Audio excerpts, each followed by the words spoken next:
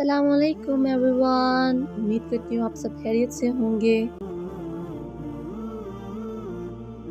Start करने से पहले मैं सबसे गुजारिश करूँगी जो भी मेरे चैनल को देख रहा है प्लीज़ सब्सक्राइब करें और इसको लाइक करें, शेयर करें ज़्यादा से ज़्यादा हो सकता है तो। आज का हमारा टॉपिक है मुताला कुतुब। बड़ा इंटरेस्टिंग टॉपिक है और इसके बारे में आज हम बात करेंगे। हम एक शेर से इसको स्टार्ट करते हैं। हम नशीनी अगर किताब से हो, हम नशीनी अगर किताब से हो, इससे बेहतर कोई रफ़ीक नहीं।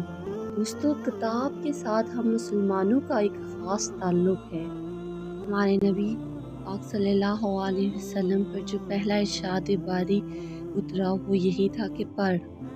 ये अल्लाह ताला की नवाज़िशात की इंतहा थी कि गारे हिरा के एक ही नूरानी लम्हे ने इस अजीम शख्सियत को इल्म का शहर बना दिया और एक अजीम किताब का हामिल और मुबलिग करार दिया। किताब जो सादतों की आमीन और बरकतों का खजाना है। गोया हम मुसलमान दीनी नुक्ता नज़र से और विरासत के एतबार से साहिब किताब भी हैं और किताब दोस्त भी। कितनी खूबसूरत बात कही है। किताबें नौजवानी में रहनुमा होती हैं, बुढ़ापे में तफरीह व तन्हाई में रफ़ीक, ज़िंदगी को गरा बार नहीं होने देती। तो ये भी हकीकत है कि हसूल इल्म इंसान की तहजीबी, तमदनी और माशरती ज़रूरत है। एक जाहिल, अनपढ़ और गवार शख्स, महज़ब, मुतमद्दन और तरक्की याफ्ता इंसान के दरमियान इल्म ही वो वाहिद ज़रिया है। इसलिए पाक रसूल सल्लल्लाहु अलैहि वसल्लम ने मुसलमान औरतों और मर्दों को महद से लाहद तक हसूल इल्म की ताकीद फरमाई है और इस एतबार से इल्म का हसूल एक मुक़द्दस मज़हबी फरीज़ा बन गया। मुताला कुतुब हसूल इल्म का मुस्तनिद, मोतबर और आसान तरीन ज़रिया है। इस उलूम व फ़नून के माहिरीन तक रसाई बाज़ औक़ात बहुत मुश्किल होती है, मगर इनकी तसनीफ़ से घर बैठे इस्तिफ़ादा किया जा सकता है। माँ और मुसन्निफ़ीन अपनी उम्र भर की तहक़ीक़ात और तजुर्बात और मालूमात को अपनी कुतुब में आइंदा नस्लों के लिए छोड़ गए हैं। नई कुतुब हमें इसी इल्मी सरमाया से फैज़याब होने का मौका फराहम करती है। तो दौरे हाज़िर में मुताले कुतुब की अहमियत दो चंद हो गई है। दौरे कदीम में तो महज उस्ताज़ा ही दुनिया भर के उलूम व फ़नून का सरचश्मा होते थे। उनसे कस्ब फैज़ के बाद ही इंसान को किसी मज़ीद ज़रिया तालीम की ज़रूरत महसूस न होती थी। मगर दौरे जदीद में उलूम व फ़नून के ज़ख़ीरे में बड़ी तेज़ी से इजाफ़ा हो रहा है। नित नए तजर्बात हो रहे हैं और उनके हैरत अंगेज़ नताइज की बना पर नए नए असूल और नए नए कानून मदवन किए जा रहे हैं। नए उलूम वजूद में आ रहे हैं और ये सारी मालूमात, सारे तजर्बात और उलूम व फ़नून मरतब होकर हमारे सामने आ रहे हैं। इनसे आगाही दौरे हाज़िर का नागज़ीर तकाज़ा है। अगर हम नित नई शाया होने वाली किताबों के ज़रिए अपनी मालूमात को नहीं बढ़ाएंगे, अपने मुताले को जदीद तकाज़ों के मुताबिक नहीं रखेंगे, तो हम जदीद दौर के तकाज़ों का साथ ना दे सकेंगे। हमारा तर्ज़ एहसास रूह असर से हम आहंग ना हुआ तो हमारी तरक्की और तामीर की दौड़ में यकीनन पीछे रह जाएंगे। जहाँ तक मुताला कुतुब के अफादी पहलू का ताल्लुक है तो इनफरादी एतबार से किताब इंसान की बेहतरीन दोस्त है। दौरे हाज़िर में इंसान की उलझनें बहुत बढ़ गई हैं और उसके मसाइल और मसाइब में बेहद इजाफा हो गया। इंसान दुख, दर्द और इंतशार का शिकार है। एक अच्छी किताब इंसान की मुश्किलात में उसकी मदद करती है, परेशानियों में उसकी दिलदारी का सामान मुहैया करती है। कार और अलाम के हजूम में किताब इंसान की तफरीक तबाही का बेहतरीन ज़रिया है। इंसान की ज़िंदगी के साथ साथ अब ज़िंदगी इतनी तेज़ रफ्तार और मसरूफ़ हो गई है कि किसी के पास इतना वक्त ही नहीं है कि किसी दूसरे की तन्हाई में शरीक होकर उसकी तन्हाई को ख़त्म कर सके। कि मौजूदा दौर कंप्यूटर का दौर है और इंसान कुछ मादियत परस्त भी होता जा रहा है। क्या इस गहमा गहमी और मसरूफ़ ज़िंदगी में किताब ही इंसान की बेहतरीन दोस्त हो सकती है। कुल शायर रफ़ीक कुंज तन्हाई किताब अस्त, रफ़ीक कुंज तन्हाई किताब अस्त, फ़रोगे सुबह दनाई किताब अस्त।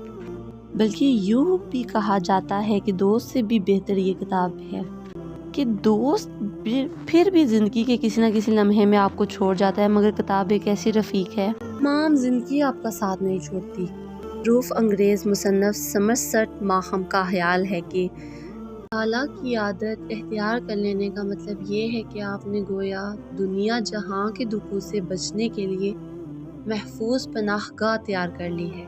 کتابیں تمام بنی نوع انسان کی مشترکہ وراثت ہیں۔ ان کی بدولت زمانہ قدیم اور زمانہ حال کے حکماں کے انمول موتی، اتباع کے اشٹروت نکات اور شعراء کے پاکیزہ اشعار، امیر غریب، طاقتور کمزور، سبھی بانداز ہمت بلا امتیاز حصہ لے سکتے ہیں۔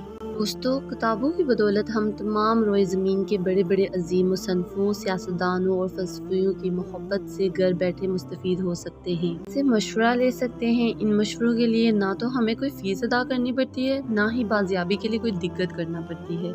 لین دین، گفٹ، سیاست، مذہب، صلح و جنگ، دنیا کا کوئی معاملہ ہو، کتاب سے ہر معاملے میں مشورہ لیا جا سکتا ہے۔ کتاب ایک ایسا جام جہاں نما ہے جو گھر بیٹھے ملک کی سیر کراتا ہے۔ کبھی آپ یورپ کی خوشحالی، ترقی و عروج سے اور معاشرتی زندگی دیکھتے ہیں، کبھی امریکہ کی دولت پرستی اور عیاشی نظر آتی ہے، کبھی روس کی اصلاح سازی، برف باری، فلکیاتی ترقی دیکھ سکتے ہیں، اور کبھی ایشیا کی پریشانی، مفلسی کا نقشہ انسان کو دکھاتی ہے، کبھی فلسطین اور بوسنیا میں ہونے والے مظالم کا نقشہ پیش کرتی ہے، تو کبھی کشمیر کے حریت پسندوں کی داستانیں سناتی ہے۔ غرض اس کتاب کے مطالعے سے آپ دنیا جہاں کے بارے میں معلومات حاصل کر سکتے ہیں۔ کتاب موجودہ زمانے کے ساتھ ساتھ ماضی کے واقعات کے بارے میں بھی انسان کو آگاہ کرتی ہے۔ اس کتاب میں ہمیں مسلمانوں کی عظمت اور شان و شوکت کا پتہ چلتا ہے۔ پرانے واقعات، بادشاہوں کی طرز حکومت، عوام کی بود باش، رسوم و رواج، معاشرت، تہذیب، مذہب، سیاست، روایات کا مطالعہ کتب سے کیا جا سکتا ہے۔ اسی طرح بعض اشخاص اپنی بے پناہ مصروفیات یا غربت کی وجہ سے دوسرے ملکوں کی سیاحت کو نہیں جا سکتے اور ان ملکوں کے باشندوں کی تہذیب و تمدن سے آگاہی حاصل نہیں کر سکتے۔ وہ گھر بیٹھے بیٹھے کتب کے مطالعے سے ان ملکوں کی نہ صرف سیر کر سکتے ہیں بلکہ ان کے متعلق سیاسی، جغرافیائی، تہذیبی، علمی، ادبی اور معاشرتی معلومات بھی حاصل کر سکتے ہیں۔ یہ سب مطالعہ کتب کی ہی بدولت ہے۔ مطالعہ کتب سے ایک فائدہ یہ ہوتا ہے کہ یہ ہمارے دماغ کی خوابیدہ قوتیں بیدار کرتی ہے اور ہم اپنی حقیقت سے کما حقہ واقف ہو جاتے ہیں، اپنی صلاحیتوں کو بطریق احسان بروئے کار لا سکتے ہیں۔ مطالعہ ان خیالات کو ہمارے دل سے باہر نکالتا ہے جن کے متعلق ہمیں وہ وہم و گمان بھی نہیں ہوتا کہ ایسے خیالات ہمارے اندر موجود ہیں۔ دوستو، یہی وجہ ہے کہ اکثر اوقات ہم سمجھتے ہیں کہ کتاب ہمارے ان جذبات و خیالات کی ترجمانی کر رہی ہے جو ہمارے دل میں پہلے سے ہی موجود تھے مگر ان کو ظاہر نہ کر سکتے تھے۔ جہاں تک کتاب کی اجتماعی اثرات کا تعلق ہے تو اس کی اہمیت اور بھی زیادہ ہے۔ اقوام عالم کی تاریخ گواہ ہے کہ بعض کتابوں نے قوموں کی تاریخ بدل ڈالی ہے۔ اس سلسلے میں سب سے نمایاں اور روشن مثال قرآن پاک کی ہے۔ اس کتاب مبین نے عرب کے جاہل اور گواروں کو اپنے دور کی بہترین اور ترقی یافتہ قوم بنا دیا۔